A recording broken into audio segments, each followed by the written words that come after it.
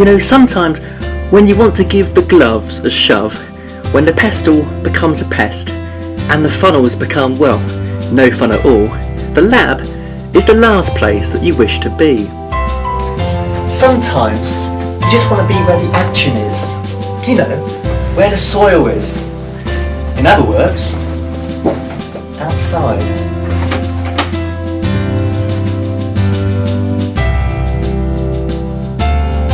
And when you get outside, breathe in that fresh air and see all this wonderful soil, suddenly you feel glad to be alive, and what's more, glad to be a soil scientist.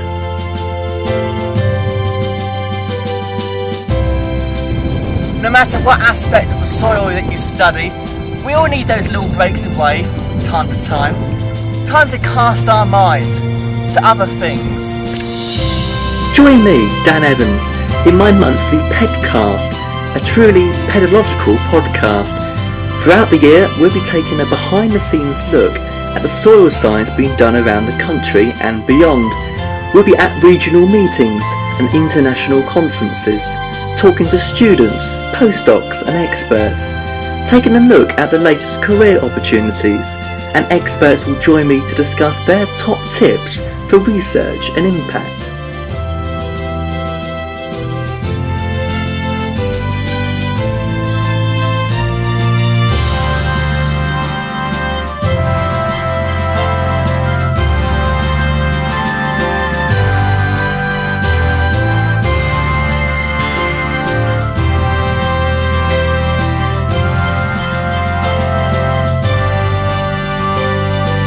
This month, we're in Tenerife, where a constellation of stars have been studying the volcanic soils.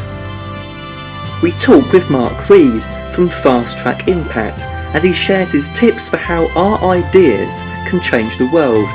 And I'll be in my current home county of Lancashire, muddying my boots on a magical mosey over the moorland.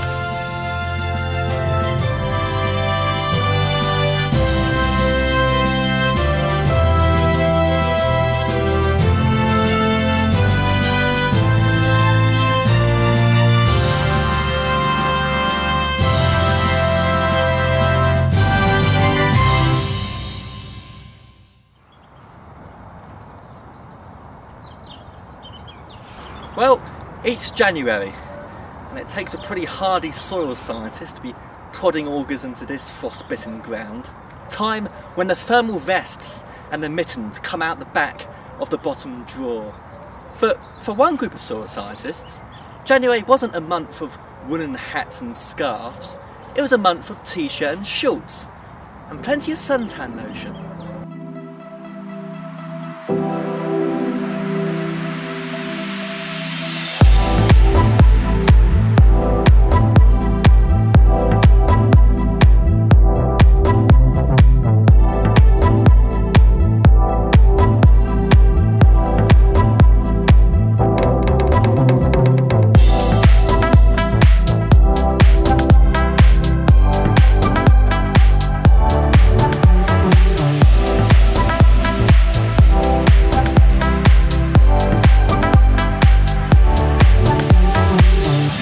Cohort 2 have come to Tenerife for a week to have a look at the 12 orders of soil in the American classification.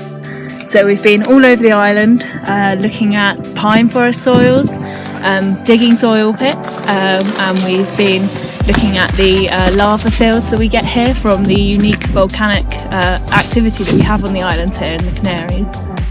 Tenerife is brilliant. I mean, it just has all these, great soil orders of the world. The reason we come here is that, we use, the UK as our playground most of the time for doing soil science, but actually when you come to a different place around the world, you can see that soils are completely different. When you read scientific papers and it talks about there's an oxisol or a vertisol or a spodosol or whatever it happens to be, it's very difficult to put that into context unless you've been and seen them in the raw, as it were. And I think that's why we come here, is to basically give the students that experience of seeing these soils in their natural environment, not just looking at pictures, not going to a lecture and hearing about them, but actually seeing them, feeling them, smelling them, getting all of that sensory perception of these different sites. It's incredible.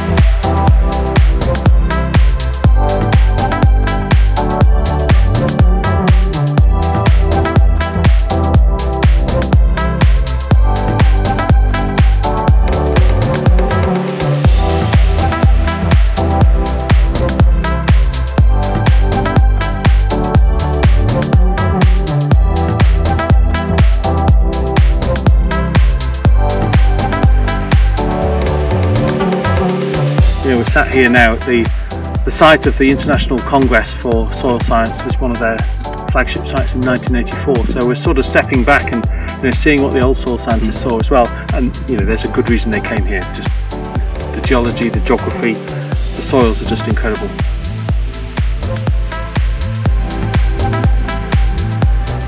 Hopefully we've been tweeting a lot so people can actually see some of the soils that we've seen.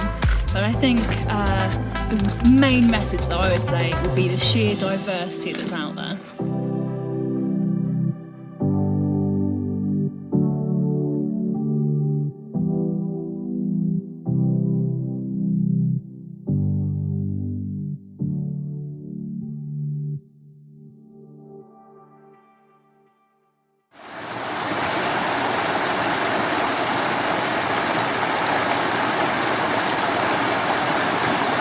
Back in England, the skies may be grey, but the world of soil science is far from dull. Here are some exciting opportunities and events that you might be interested in.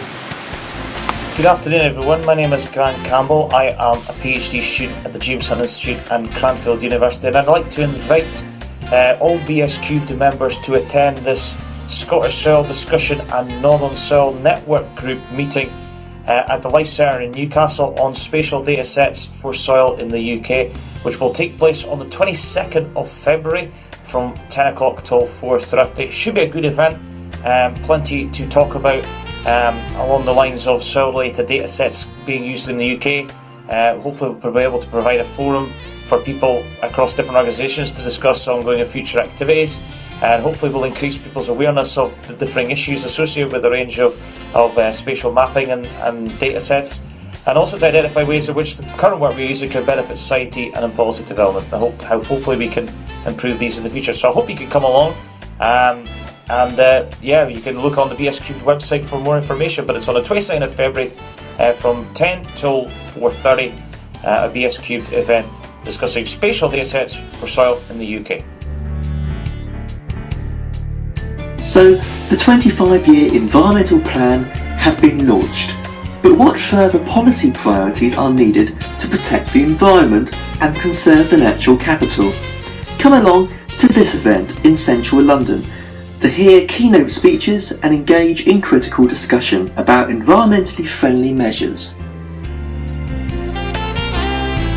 Do you have what it takes to expose a soil profile and describe it accurately?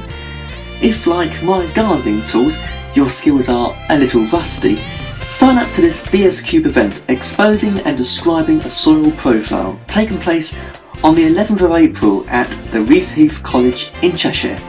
Find out more information on the BSQ website. And if you're eager for more work on soil classification, there's a 2-day training course on offer for you at the end of April, taking place at the SRUC Barony campus in Dumfries.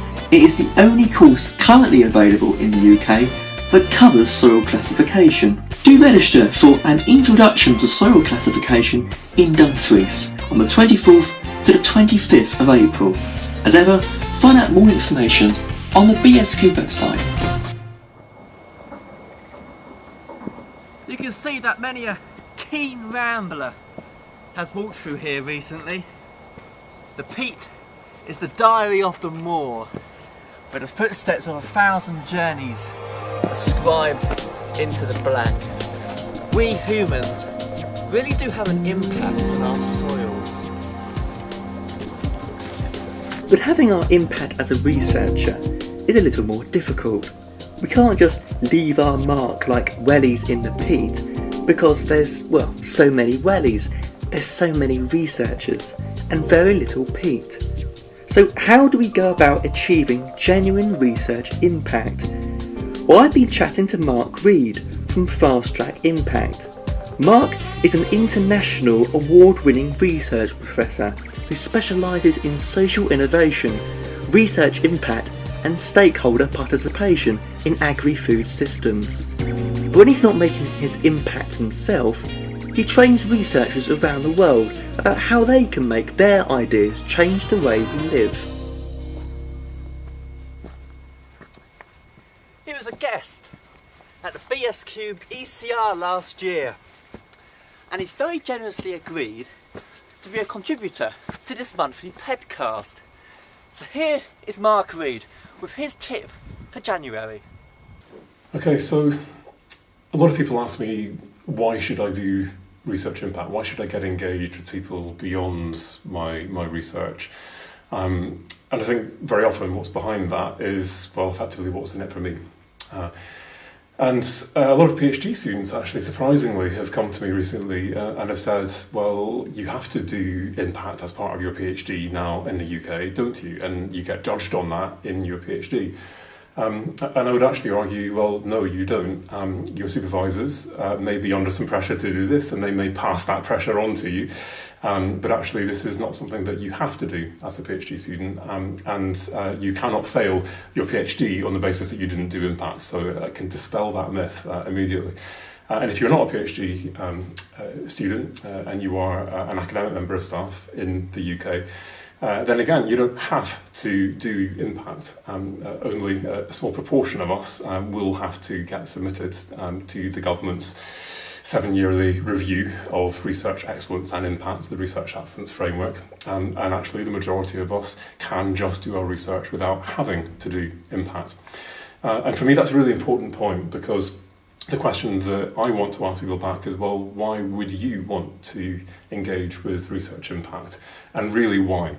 And actually, I think that what we need to be doing is to be tapping into our intrinsic motivations for why we do what we do, why we are a researcher, rather than the extrinsic motivation of, well, my PhD supervisor told me I have to do this, or my institution is telling me I have to do this because it will earn us money and reputation and ranking. And those are reasons why people engage in impact. But my question is, are they the right reasons?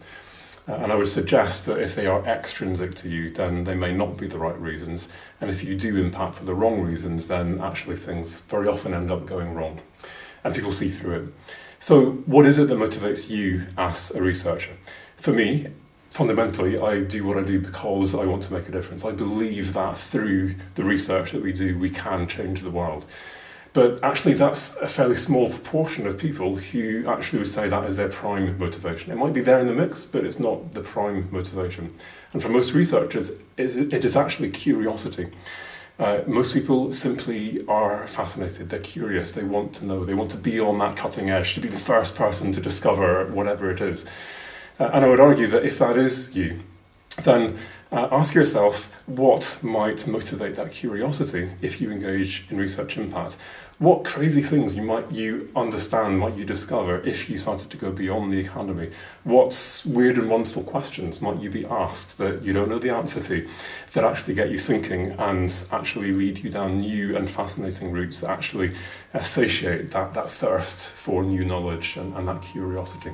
And in my experience, if you do this for the right reasons, whatever those reasons may be, then actually you end up doing something that genuinely makes a difference, that is lasting and that has meaning, and that actually gives something back to you as well.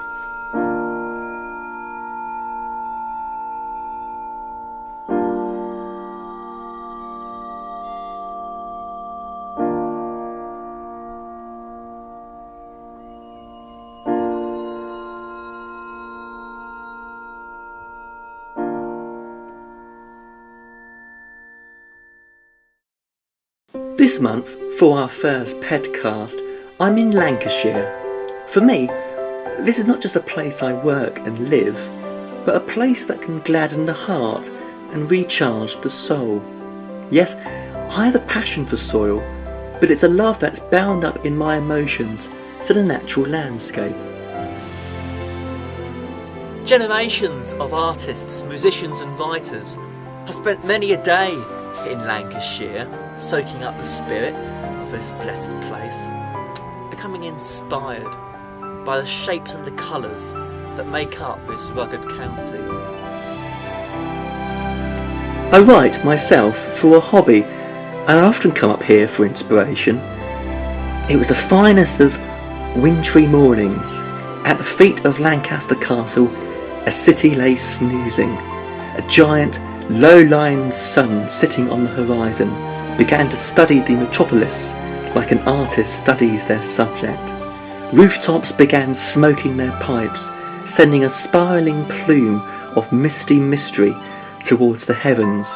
Crystals of ice convened meetings on slates before going on their way, some abseiling down gutters, some parachuting down to gardens below, and some skiing in the crevices around mountainous cobbles. Both the northern and southwestern groups of the BS Cube network are currently looking for enthusiastic postgraduate students in these regions to become student reps, who'd liaise with early career members, keenly listen to their ideas, feed them to myself at monthly Skype meetings, and be ambassadors for the Society at national events. You'd be an integral member of the UK's only national soil science society, and it would provide you with skills and experience that potential employers love to see from applicants. If you're interested or simply want more information about the role, don't hesitate to contact me, student@soils.org.uk. Don't forget that the BS Cube offer grants and awards to support and encourage excellence in soil science. In particular is the Student Conference Grant. Up to £500 is available to student members of the Society to help fund attendance at conferences and meetings. The next deadline for a Student Conference Grant is the 28th of February, and for more information go to the BSQ website. And if you have a news item for Ped Bites, then let me know. You can email me student@soils.org.uk.